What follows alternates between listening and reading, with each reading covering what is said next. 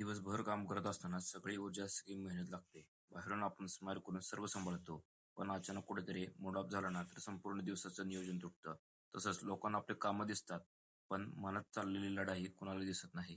शरीर थकलं तर विश्रांती मिळते, पण मनच थकलं तर शब्दही ओझं वाटतात. तसेच आपले स्वप्न मोठे असतील तर मेहनतही मोठी लागते. कोणी कौतुक करणारा असो किंवा नसो, साथ देणार असो किंवा नसो, पण स्वतःवर विश्वास कायम ठेवला पाहिजे. यश दूर नाही, मार्ग कठीण असतो, पण थांबणं योग्य नाही.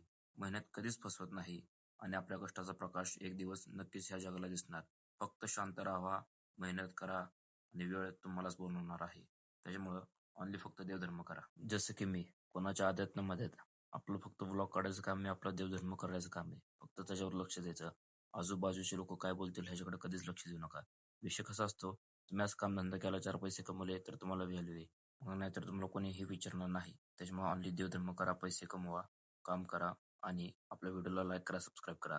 गाडी पंक्चर झाल्यामुळे आपण इथंच थांबत आहे. कायम शाळेमध्ये. I love you public.